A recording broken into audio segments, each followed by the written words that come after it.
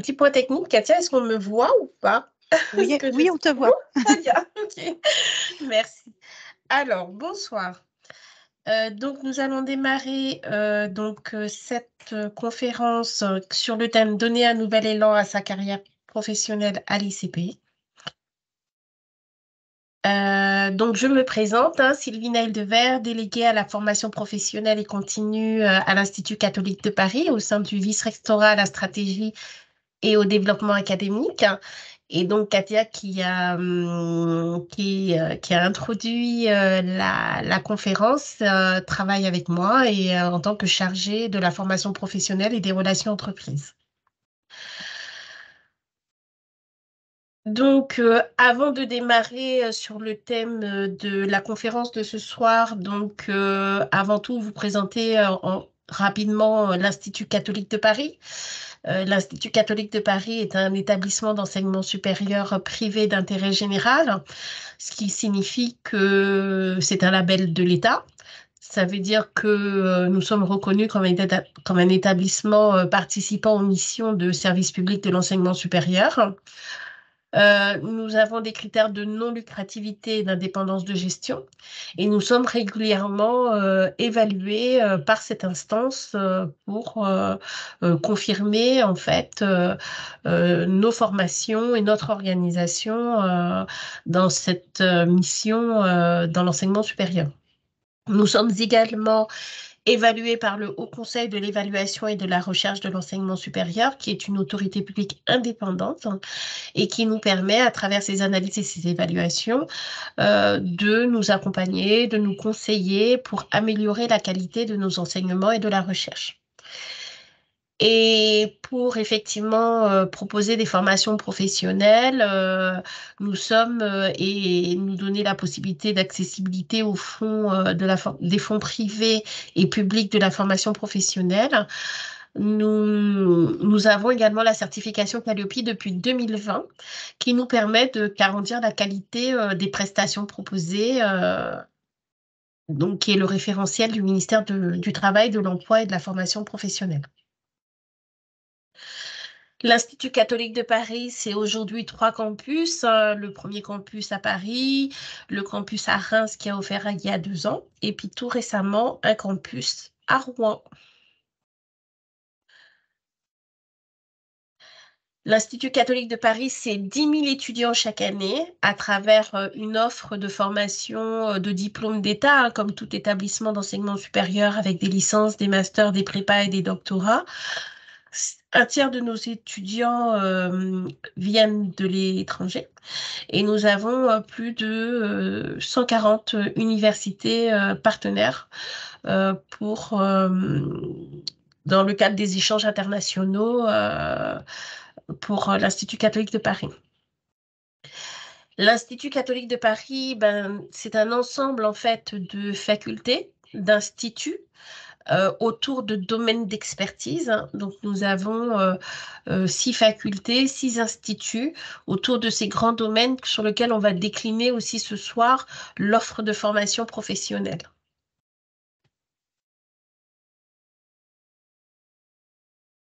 La formation professionnelle à l'ICP, comme tout établissement d'enseignement supérieur, ça fait partie de sa mission d'utilité sociale, de proposer aussi une offre de formation continue et pas simplement une offre de formation initiale. Nos offres, de toute façon, qu'elles soient initiales ou continues, elles sont conçues en collaboration étroite avec le monde du travail. Et notre vraie volonté, et je pense que notre spécificité, comme tout établissement d'enseignement supérieur, c'est bien de favoriser tout au long de la vie l'accès au savoir des chercheurs, des universitaires, des experts pour éclairer les professionnels, les acteurs économiques à mieux appréhender les grands enjeux du monde contemporain. Et évidemment, identifier des solutions pour faire face aux conséquences de ces révolutions technologiques, économiques auxquelles nous sommes tous confrontés. Et c'est aussi peut-être un facteur différenciant, mais c'est une offre qui est engagée, bien évidemment, à soutenir les acteurs socio-économiques, à assumer un management humain et responsable, et à développer les compétences à des prises de décision stratégiques, mais à la mise en place d'une gouvernance éthique. Vous verrez que c'est un élément qui nous accompagne tout au long de notre offre, responsable, solidaire et écologique. Et pour cela, ben, on bénéficie d'un réseau de 5 bibliothèques, de vraiment d'un lieu d'équipement, de matériel pédagogique adapté et des formations qui sont toutes conçues en associant, j'ai envie de dire, les apports théoriques et la pratique. Quelques chiffres, hein, donc l'ICP, c'est 4000 stagiaires de formation continue sur la période de 2022-2023. Des formations d'apprentissage, parfois des personnes qui sont en reprise d'études, la plupart du temps dans nos cursus diplômants et notamment les masters. C'est actuellement 3 titres RNCP et 6 certifications inscrites au registre spécifique, dont l'ICP est l'organisme certificateur, donc ce sont ses propres certifications. Et c'est une offre de formation initiale et continue qui peut s'articuler autour de nos 30 diplômes universitaires qui sont la plupart du temps compatibles avec une activité professionnelle. Et c'est aussi de nombreuses formations professionnelles courtes et sur mesure lorsqu'elles sont à la demande. Et nous disposons également de... Alors, nous avons un certain nombre de chaires, hein, mais il y en a deux particulièrement qui sont des chaires avec une forte résonance avec l'offre de formation professionnelle, puisque nous avons la chaire ICP et SEC, hein, entreprise et biens communs, qui effectivement propose la recherche pluridisciplinaire autour de la notion du bien commun appliqué aux entreprises. Et on verra plus tard qu'il y a un diplôme universitaire qui est dans ce domaine-là. Et nous avons aussi la chaire numérique et citoyenneté qui permet de réfléchir aux impacts du numérique aujourd'hui et travailler sur de la recherche transversale, également de l'enseignement pluridisciplinaire et sur ces questions-là.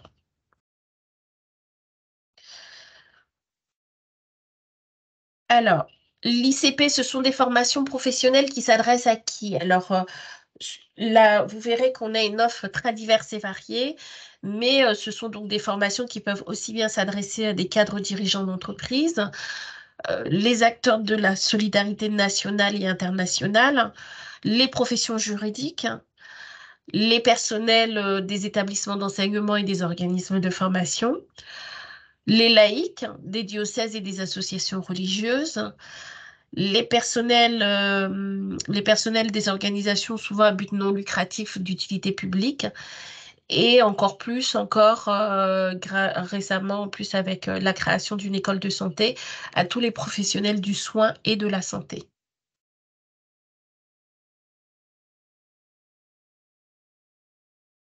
Quelques caractéristiques de nos formations. Elles sont souvent sur un semestre ou 2 semestres, hein. En général, les démarrages sont en septembre ou en janvier. Elles sont organisées en discontinu, donc elles sont toutes compatibles avec le maintien d'une activité professionnelle. C'est soit quelques jours par mois, donc sur la période d'un semestre ou de 2 semestres. Grâce au label Calliope, ben, elles sont finançables, comme je vous disais, au démarrage sur des fonds privés et publics. Et effectivement, grâce à ce que je disais tout à l'heure, à certaines certifications, elles sont éligibles au compte personnel de formation. Ce sont principalement des formations inter-entreprises. C'est aussi l'intérêt, hein, on le verra tout à l'heure, mais toutefois, elles sont toutes adaptables à la demande, hein, en format sur mesure. Toutes en termes de, c'est un principe, hein, ce que vraiment commun à toutes nos formations, c'est qu'elles associent ce que je disais tout à l'heure, des apports théoriques à de l'analyse de pratique, à l'échange entre pairs. Toutes ont une attention particulière à apporter de la réflexivité, de la prise de recul. Et lorsqu'on est sur des cursus diplômants, la plupart du temps, l'obtention du diplôme se fait par la rédaction d'un dossier professionnel ou d'un mémoire. L'importance lorsqu'on est un établissement d'enseignement supérieur comme le nôtre, c'est bien évidemment l'approche pluridisciplinaire. C'est des formations qui sont où on fait intervenir aussi bien des experts académiques que des experts professionnels sur des proportions égales. Ce sont des formations qui sont quasiment toutes en lien avec des domaines de recherche et ils ont à cœur, au cours de la formation, à bien évidemment parler de la recherche, où est-ce qu'elle en est par rapport aux thématiques qu'ils proposent. Et puis, c'est vraiment une volonté à travers les cours, les apports théoriques, les analyses de pratique et les participants, de vraiment d'être dans l'apport de solutions. Et c'est ce qui est vraiment ressort, c'est la recherche des solutions apportées au cours du processus de formation. La valeur ajoutée dans ce type de formation, ce que je disais par rapport à l'interentreprise, c'est la diversité des publics. C'est ce qu'il en ressort de la part des participants, c'est que c'est une vraie expérience humaine. Et ce qu'on constate également, c'est que la plupart des personnes, elles sont souvent en quête de sens. Et c'est vrai que c'est des formations qui leur permettent de répondre à cette situation dans laquelle ils sont, d'interrogation au moment de leur parcours professionnel. Et bien évidemment, ce sont des formations qui portent un peu nos valeurs, hein, en termes d'éducation, de lutte contre l'exclusion, de la promotion des liens fraternels, de la protection des plus vulnérables, de la question des échanges interculturels, de la solidarité, de la protection de l'environnement, de la responsabilité sociale et sociétale. Tout ça, ce sont des sujets qui nous importent beaucoup et qui finalement se retrouvent dans la totalité de nos formations.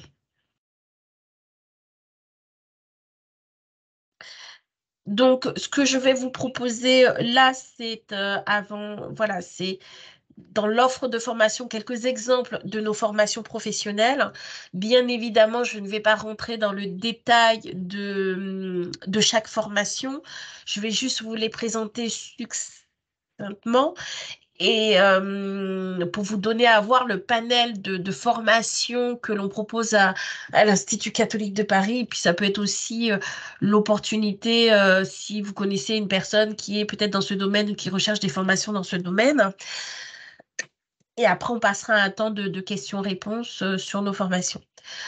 Donc, dans le domaine qui est de la médiation et du management, nous avons plusieurs formations, donc des formations qui s'adressent plutôt à des managers et des cadres dirigeants. Nous avons notamment le diplôme universitaire médiateur qui est dispensé au sein de notre institut IFOMEN, qui est l'Institut à la médiation et à la négociation, qui propose un parcours de 140 heures en 2 parties, hein, qui vise à conseiller ou conduire des médiations conventionnelles et judiciaires, et qui s'adresse très sincèrement à des professionnels qui sont confrontés régulièrement à des situations de conflit et qui aspirent à conseiller avec pertinence les parties d'un conflit susceptible d'entraîner des litiges judiciaires ou extrajudiciaires. Donc on est avant le litige. Et c'est une formation aussi qu'on a déclinée, qu'on verra un peu plus tard dans le domaine de la santé, et qui vise vraiment à devenir médiateur, soit des avocats qui deviennent médiateurs ou de devenir médiateur dans une entreprise.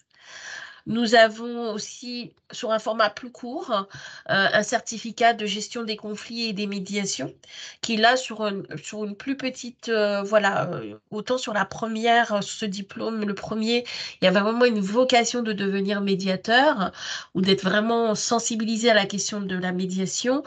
Autant sur ce petit certificat qui est d'ailleurs dispensé en partenariat avec l'Université Dauphine. C'est vraiment dans ces pratiques managériales d'intégrer les outils de la médiation pour régler des conflits. Voilà. Mais là, on est plus vraiment dans la logique entreprise, et qui est une formation de 9 jours qui est vraiment, qui se dispense sur 2 mois. Ah oui, ce que j'ai pas dit tout à l'heure, mais ce que vous avez bien vu, en fait, ces 2 formations-là sont éligibles au compte personnel de formation. C'est plutôt, voilà, grâce à des certifications de l'Institut catholique de Paris. Nous avons aussi un programme qui est encore plus imposant. Donc, vous voyez, ça peut passer d'un format court, toujours dans la même thématique de la médiation, mais on peut être sur des formats courts de 9 jours ou de 140 heures. Et là, on est vraiment sur un executive master qui est toujours en partenariat avec Dauphine, où là, vraiment, ce sont des personnes qui veulent vraiment encore plus prendre du temps de développer ces pratiques de médiation dans leur organisation, et qui s'adressent à des cadres dirigeants, des services RH, des conseillers juridiques. Enfin, vous voyez que le panel des personnes qui assistent à ces formations est très large. Et c'est ce que je reviens par rapport aux caractéristiques que je donnais tout à l'heure sur la diversité des publics, sur les échanges entre pairs qui sont dans ce type de formation très présente et très utile dans l'acquisition de la compétence. Et nous avons un diplôme d'État aussi de médiateur familial. Et là, vraiment, on est sur un focus beaucoup plus, beaucoup plus précis sur les médiateurs familiales. Dans d'autres formations qui sont dans le domaine leadership, responsabilité sociale et environnementale, nous avons un diplôme universitaire entreprise et biens communs qui est rattaché à ce que je vous disais tout à l'heure à la chaire entreprise et biens communs, donc du même nom, qui est un parcours de 96 heures qui permet, alors je vous donne les grands objectifs, mais comme je vous ai dit tout à l'heure, n'hésitez pas à vous rendre sur notre site internet parce que toutes les fiches sont très détaillées, vous aurez vraiment beaucoup plus d'éléments sur le programme et les objectifs. Mais de manière générale, il s'agit d'appréhender les enjeux de la RSE et finalement de le corréler à cette notion de bien commun. Est-ce que finalement c'est bien la même chose ou pas? Et d'évaluer ses actions et échanger avec des chercheurs. Donc ça, c'est vraiment l'intérêt de ce diplôme universitaire qui s'adresse plutôt à des cadres et dirigeants. Et nous avons une autre formation qui est vraiment sur le dirigeant aujourd'hui, la posture du dirigeant aujourd'hui qui est de plus en plus confronté à la gestion, à la complexité et à l'incertitude. Et donc, pour le coup, pour faire face à tous ces changements permanents, intégrer aujourd'hui de nouvelles méthodes de management des hommes et des organisations, il y a une formation voilà, qui est un peu plus courte, mais voilà, qui est déclinée autour de 7 séances thématiques et qui permet à des cadres et dirigeants voilà, de se questionner aujourd'hui sur la posture de dirigeant. Et c'est une formation qui est éligible au compte personnel de formation. Là, on rentre dans un autre domaine qui est un domaine autour de la santé qui s'adresse principalement aux professionnels de santé. Nous avons 2 diplômes universitaires qui vont ouvrir à partir de janvier d'ailleurs 2024 suite à la création de l'école de la santé de l'Institut catholique de Paris. Et nous avons donc un diplôme universitaire qui s'appelle Résilience et situations de soins complexes, qui permet d'interroger le sens du geste de soin, mais qui s'adresse très particulièrement aux jeunes professionnels du soin et du secteur médico-social. Parce qu'on sait que dans ces démarrages de carrière, eh ben, c'est pas forcément simple, on est vraiment confronté à la réalité et c'est des types de formations qui permettent à ces jeunes professionnels finalement de se questionner sur la responsabilité soignante, d'apprendre les différentes mécaniques psychologiques qui les traversent et pouvoir reconnaître la souffrance au travail et s'en prémunir.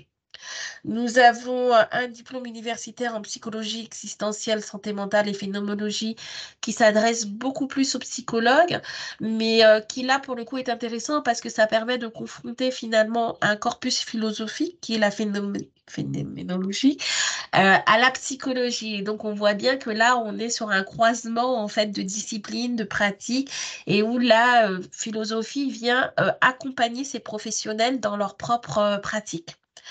Nous avons aussi un DU qui existe là donc, depuis bien 2 ans, éthique et soins dans une société pluraliste, hein, qui permet vraiment d'intégrer les questions éthiques hein, dans l'accompagnement des personnes et des équipes. Comment être vraiment une personne ressource pour analyser les situations complexes et accompagner des questions problématiques lorsqu'on est dans des établissements de santé, de soins médico-sociaux. Et ça permet un vrai questionnement qui peut être philosophique, sociologique, théologique, qui permet d'accompagner les professionnels dans leurs actions. D'autres formations aussi qui s'adressent aux professionnels de la santé ou autour de la santé. Donc, nous avons un diplôme universitaire médiation et santé, c'est ce que je vous disais tout à l'heure, qui est un DU qui est là, qui est très orienté sur les médecins, les professionnels, parce que souvent on parle de médiation entre le patient, j'ai envie de dire, les familles et les professionnels de santé, mais on peut aussi se poser la question de la médiation entre les professionnels au sein des établissements. Et donc là, pour le coup, cette formation a été créée et dédiée pour eux. Et nous avons un autre diplôme universitaire, victimologie et criminologie, qui permet en fait à des professionnels de santé, des professionnels du droit ou des travailleurs sociaux de collectivement finalement entre j'ai envie de dire la victime mais aussi le coupable, enfin comment on croise un peu les approches, comment on reprend les principes généraux du droit pénal et de la procédure pénale, mais comment on identifie le phénomène criminel, comment on appréhende les actes et les conséquences, hein, côté victime et côté coupable, j'ai envie de dire et maîtriser les techniques d'accompagnement. Donc, c'est une formation qui, là, allie aussi bien les professionnels de santé que les professionnels du droit et les travailleurs sociaux. Et la formation médiation et santé est éligible au compte personnel de formation. Un autre domaine d'expertise de l'Institut catholique de Paris qui sont toutes les questions, enfin le secteur de la solidarité de manière générale. Donc nous avons un DU Action sociale et migration qui pour le coup permet de mieux accompagner les personnes migrantes, donc qui s'adresse aussi à des professionnels du droit, des travailleurs sociaux, d'encadrement RH. Nous avons un DU Intervention civile de paix qui est une méthode qui permet souvent dans des pays ou dans des situations un peu complexes de tension, de guerre parfois, d'utiliser ces principes et ces outils qui ont déjà fait leurs preuves dans d'autres pays internationaux et qui permettent de mieux la mobiliser, qui s'adressent plutôt à des humanitaires, des médiateurs ou des travailleurs sociaux également. Et nous avons un certificat qui traite sur la question de l'évaluation à l'utilité sociale et à la mesure de l'impact social, qui là s'adresse beaucoup plus aux professionnels de l'économie sociale et solidaire et qui leur permet de défendre un petit peu leurs activités en trouvant des indicateurs qui permettent d'évaluer leur utilité sociale et qui permettent de mesurer leur impact social. Et souvent, ça les aide un petit peu aussi à valoriser leur activité, à obtenir peut-être des subventions, etc. Ensuite, autre domaine de l'ICP, tout ce qui a trait à l'éducation et la pédagogie. Donc là, ce sont plutôt des formations qui s'adressent aux enseignants, au personnel des établissements scolaires, au personnel éducatif, à des animateurs socioculturels. Donc, bon, comme les noms des formations sont assez évidentes, hein, il y a la question de l'usage du numérique en éducation, donc comment on maîtrise mieux le numérique à des visées éducatives hein, et comment on arrive à bien les mettre dans des projets. Tout ce qui a trait à la pédagogie active hein, qui permet de comprendre les techniques d'aujourd'hui, qui permet de répondre autrement, peut-être de façon des fois plus efficace aux besoins des élèves et à leur rythme d'apprentissage et notamment effectivement dans un souci de la réussite pour chacun. Et vous verrez que sur le site internet, on a au moins 80 formations très courtes qui sont de 1 à 5 jours et qui permettent de travailler sur tous les besoins des enseignants ou des personnels des établissements scolaires pour mieux gérer la classe, améliorer en termes de pédagogie ou de climat scolaire, et puis toutes les questions que peut se poser un enseignant, enfin en termes de développement professionnel. Et nous avons donc un autre thème qui est autour de la théologie et des sciences religieuses, où nous avons des formations qui sont la plupart éligibles au compte personnel de formation, avec un DU, un diplôme universitaire en animateur en pastoral scolaire, qui permet d'être animateur en pastoral dans des établissements scolaires et de conduire des projets et les animer. Nous avons un diplôme universitaire autour des religions du monde qui permet de se former pour devenir halte, à s'ouvrir à l'altérité, s'initier au dialogue avec d'autres cultures, avec d'autres traditions. Ça peut être utile, voilà, effectivement, aujourd'hui, de mieux comprendre un peu les autres religions pour, voilà, pour créer plus de communication. Et donc, c'est des formations-là qui s'adressent à tout public. Et nous avons un DU plus spécifique, hein, d'études œcuméniques, qui est là vraiment plutôt pour les religieux, les laïcs en mission, ou les personnes qui sont vraiment très engagées dans des églises et qui leur permettent d'être des personnes ressources, justement toujours être dans le dialogue entre les religions et entre les églises en France et dans le monde. Nous avons un DU abus et bientraitance qui permet en une année d'acquérir des compétences pour une meilleure compréhension du phénomène des abus sexuels et d'autres formes d'abus et développer les compétences pour accompagner les victimes, hein, donc qui s'adresse à tout type de professionnels et à tous les acteurs engagés dans l'Église. Et nous avons aussi également des DU droit canonique, qui est un peu plus spécifique, qui s'adresse aux professions du droit et du chiffre, parce qu'ils sont amenés à accompagner des institutions religieuses, soit dans des cas, soit dans des affaires, soit dans des tensions, soit dans des questions patrimoniales, voilà, dans tout type de questions. Et donc, ça permet de comprendre ben, le droit canonique qui est le droit de l'Église. Ça permet de faire correspondre ben, le droit civil, enfin, en tout cas, les droits dits des droits communs et le droit canonique, et d'accompagner en général les institutions religieuses. Donc, ça, c'est des formations qui s'adressent à des avocats, des notaires, à des experts comptables. Et pour finir, le dernier thème qui est autour de l'interculturalité. Donc, nous avons un certificat laïcité qui peut amener et déboucher sur un autre qui est un DU interculturalité, laïcité et religion, qui permet de comprendre ben, les principes de la laïcité en France, hein, connaître la loi, savoir reconnaître les situations litigieuses et apporter des solutions adaptées, et qui donc là s'adresse bien évidemment à tout type de public. Et nous avons également un certificat français langue étrangère. Qui est voilà des formations sur mesure qui permettent de travailler sur la maîtrise de la langue française hein, en tant que langue étrangère et qui s'adresse à tout public avec un niveau A1 minimum. Voilà. On pose des cours le soir, le week-end, enfin, ils ont beaucoup de formules et c'est éligible au compte personnel de formation également. Voilà, pour terminer, donc là c'était pour vous donner un petit panorama des formations qui sont proposées donc à l'Institut catholique de Paris. Comme vous avez pu le voir, ben, ces formations elles peuvent être financées parfois par le compte personnel de formation, hein, donc avec ou sans abonnement de votre entreprise ou de Pôle emploi. Ce sont pour certaines des formations éligibles au CPF de transition professionnelle. Après, il est toujours, enfin pour toutes les formations qui sont éligibles au CPF, hein, mais qui, là où on vous dit attention, on vous recommande souvent de passer par un conseil en évolution professionnelle pour valider votre projet en amont. Ce sont des formations bah, qui sont éligibles au plan de développement de compétences de vos organisations, hein, avec ou pas l'aide de leur OPCO.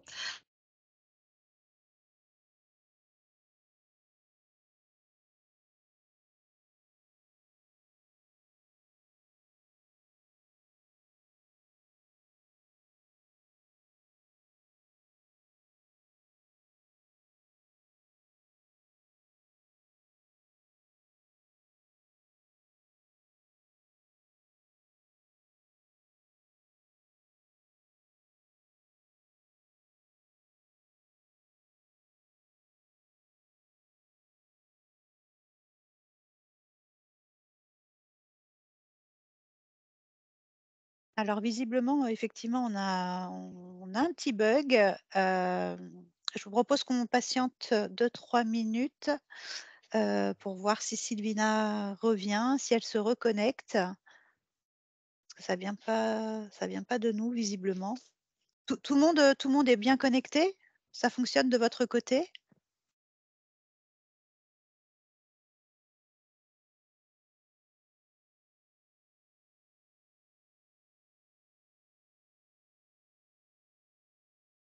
Ok,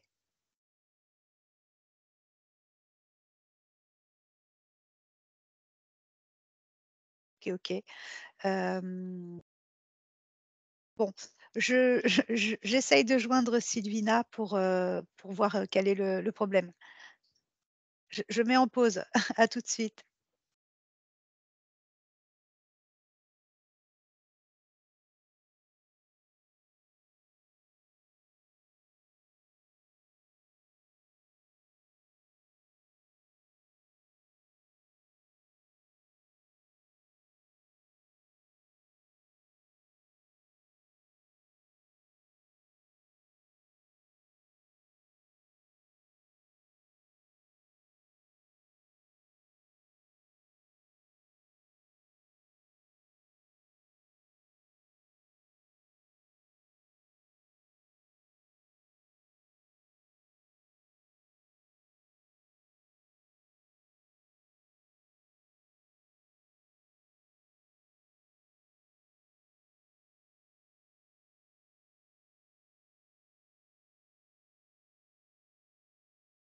Alors, Sylvina va tenter une reconnexion. Nous sommes vraiment désolés pour ce petit temps de bug.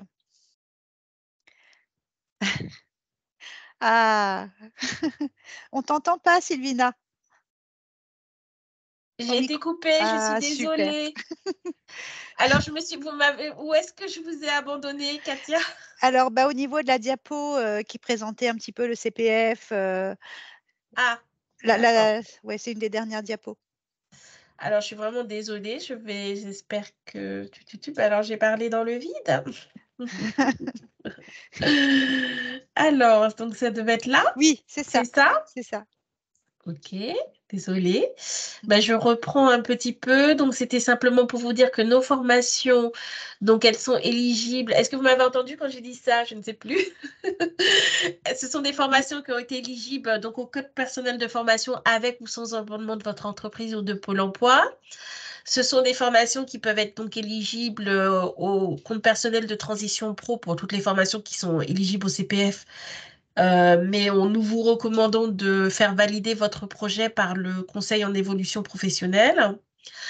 Ce sont des formations qui sont éligibles au plan de développement des compétences de vos entreprises, avec ou pas le soutien de vos OPCO, parce que souvent les OPCO apportent des financements qui viennent en appui de l'entreprise, mais vous ne pouvez pas en tant qu'individu mobiliser votre OPCO, c'est votre entreprise qui le mobilise.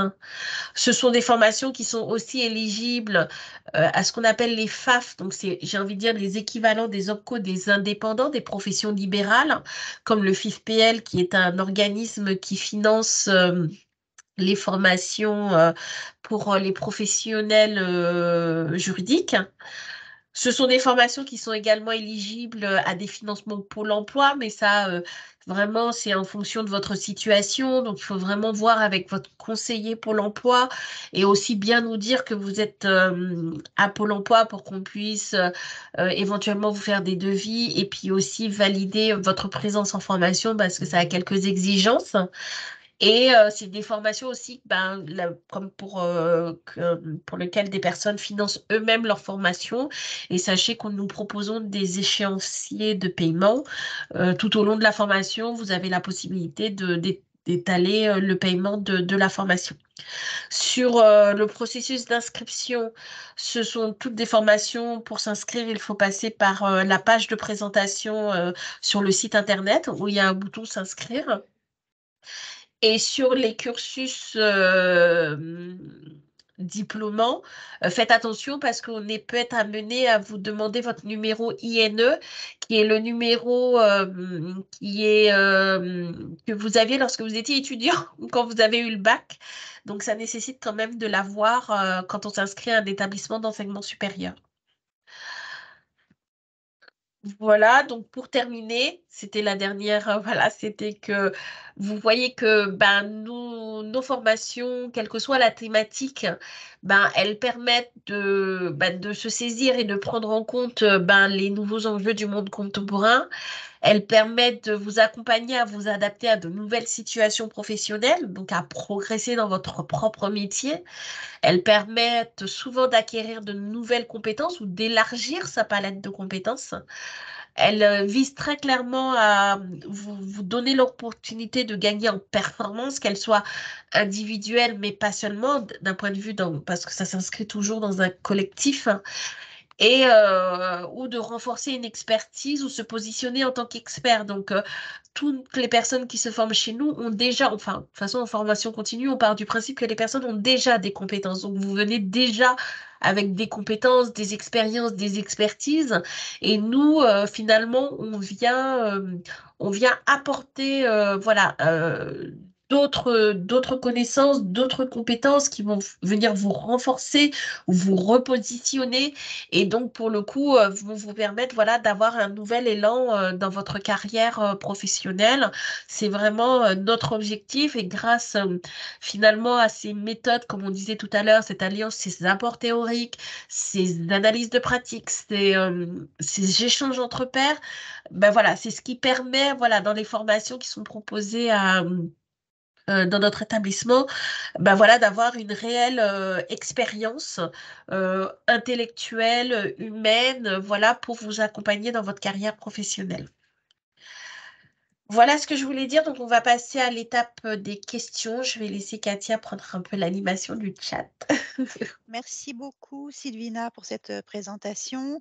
Alors, on a déjà eu pas mal de questions auxquelles j'ai apporté des réponses plus d'ordre, voilà, des informations demandées sur le DU, notamment médiateur, sur la théologie aussi, avoir un peu un ordre d'idée sur les formations dans le domaine de la théologie, mais c'était avant que tu présentes les différents DU, donc c'est très bien.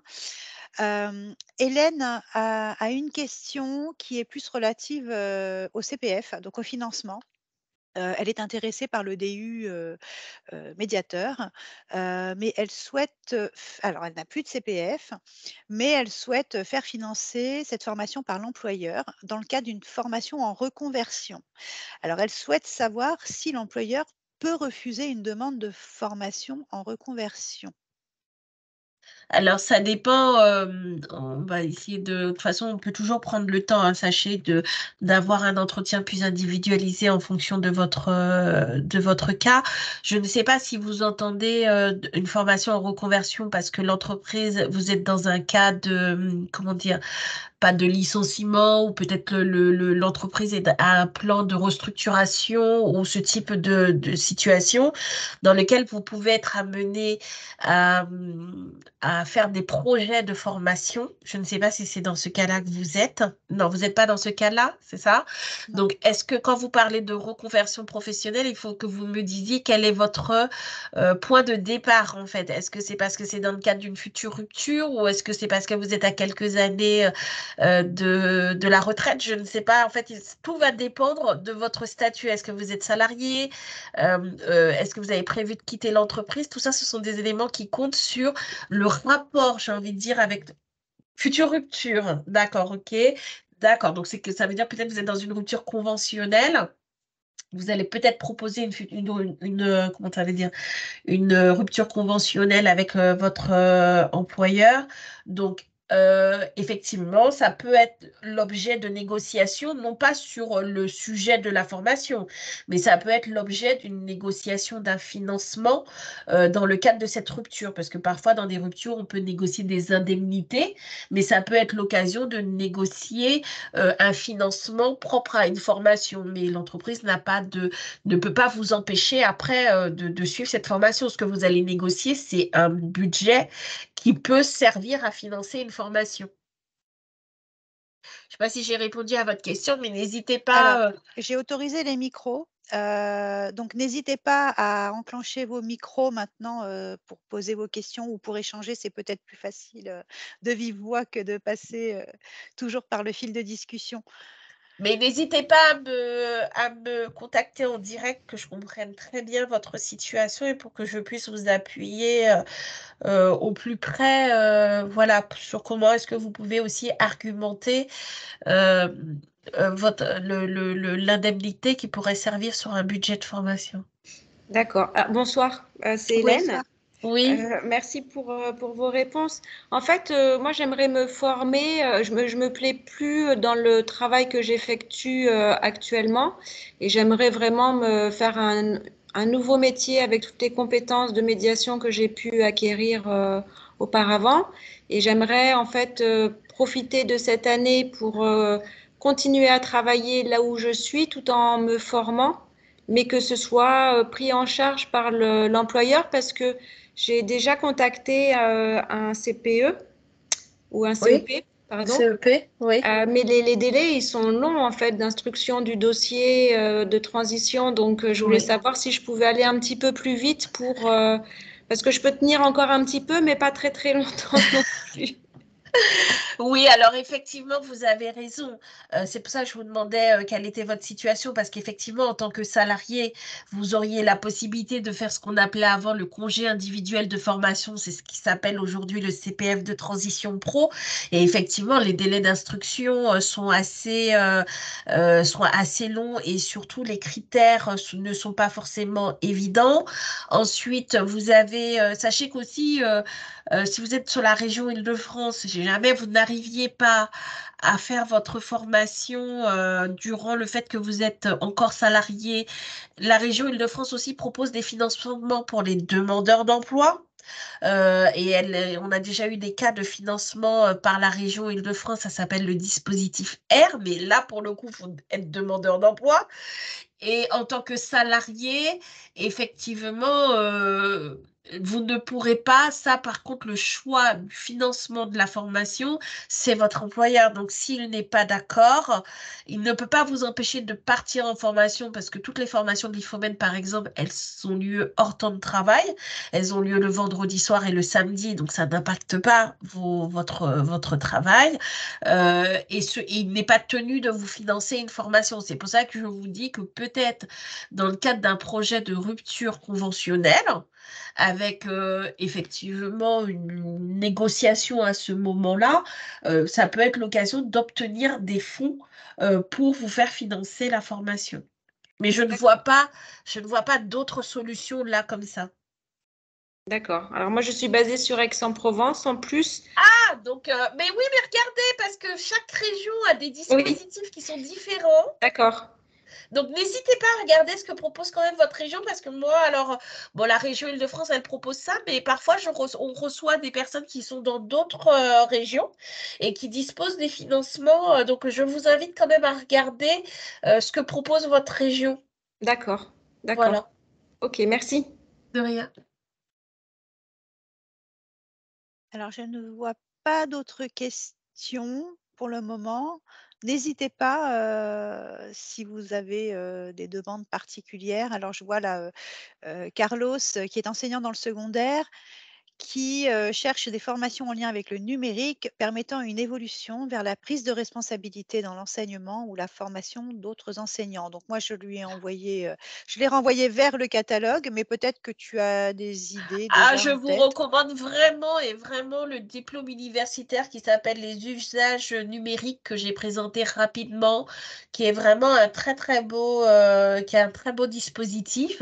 Ça vous forme et aussi c'est vraiment, il y a aussi dans une logique de transmission de cette compétence auprès d'être un peu le référent numérique au sein de l'établissement et ils ont vraiment cette finalité-là. Donc regardez parce que c'est très intéressant.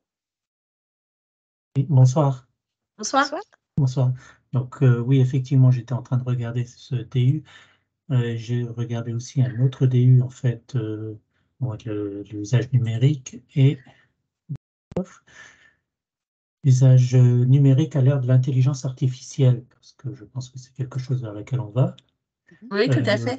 j'ai déjà été formé à l'ICP, là, j'avais fait le DU NSIL pour enseigner la NSI au lycée, donc je suis professeur de technologie à l'origine. Je D'accord, suis toujours professeur de techno. Pour d'accord. l'instant, forcément.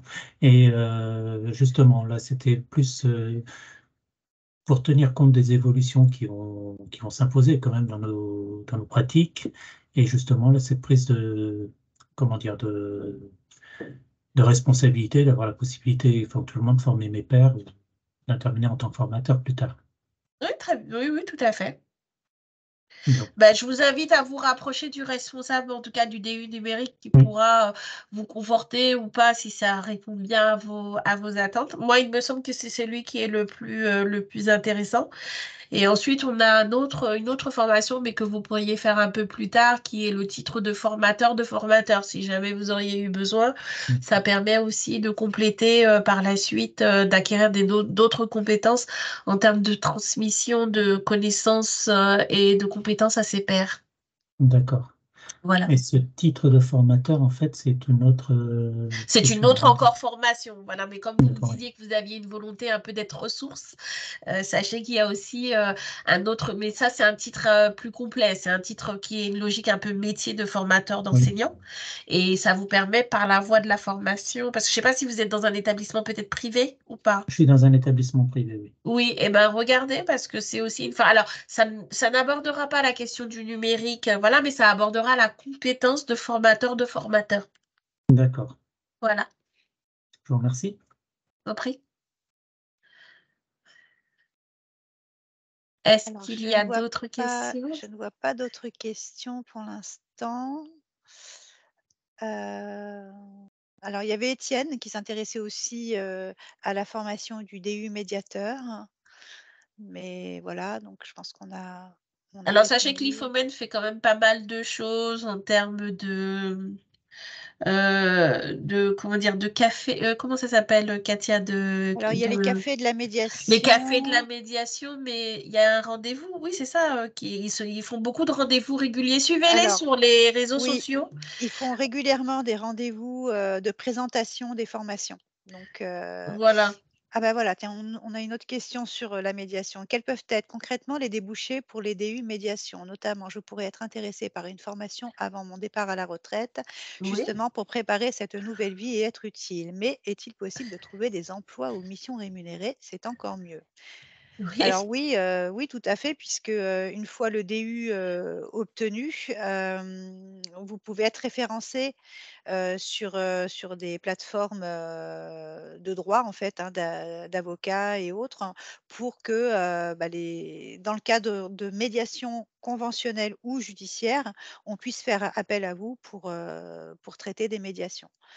Donc oui, oui, il est possible de travailler. De toute façon, la médiation, c'est c'est un sujet qui se développe énormément dans tous les domaines. On parle aujourd'hui, de médiation judiciaire et conventionnelle, mais on parle aussi de médiation culturelle, de médiation dans la santé, de médiation familiale, de médiation scientifique. C'est vraiment très, très large. La médiation dans les entreprises qui aujourd'hui se développe énormément puisque, bah, les frais juridiques, on sait, que ça coûte, beaucoup, beaucoup d'argent.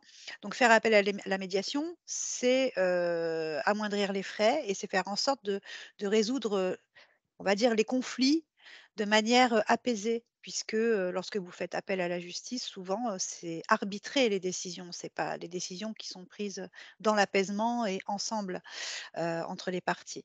Donc oui, la médiation se développe beaucoup, et elle est de plus en plus reconnue au niveau européen. Il y a des nouvelles lois qui sont mises en place pour justement, demander aux avocats et aux magistrats de faire connaître la médiation et de la développer. Alors qui fait appel au médiateur? Eh bien, aussi bien, des juges, par exemple, qui voient que les issues sont compliquées, peuvent imposer aux avocats, de faire conseiller une médiation aux parties, par exemple. Mais ça peut être, dans le cadre d'une entreprise, un conflit interne, dans le cadre d'une gestion de projet, qui n'avance pas, on peut décider de faire appel à une médiation également. Donc ça peut être, le PDG, ça peut être, le chef de projet, ça peut être, donc, c'est vraiment très, très large. C'est vraiment très, très large. Mais après, Alors n'hésitez pas, peut-être il faut, voilà, on va pas, c'est peut-être n'hésitez pas à prendre contact directement avec l'IFOMEN. Parce que nous, effectivement, ce soir, on est un peu porte-parole de l'offre globale de la formation continue. Mais si vous voulez rencontrer bah, peut-être soit les responsables des DU, soit peut-être en discuter avec des participants qui ont participé avec des profils un peu similaires par rapport à vos besoins, n'hésitez pas à vous rapprocher d'eux. On peut vous donner des contacts pour que vous de puissiez toute vous mettre en façon, place. là, sur les liens que je vous ai adressés tout à l'heure, hein, vous avez les programmes, en fait, pour la première partie et la deuxième partie du DU et quand vous allez dans les programmes, vous pouvez télécharger les brochures et justement, dans les brochures, tout est expliqué sur, bah, les objectifs de la formation, le réseau qu'il y a autour de ces formations, et qui vous permettent, par la suite de vous faire référencer. Donc n'hésitez pas à aller sur les liens, que je vous ai adressés pour aller télécharger les brochures et en savoir plus.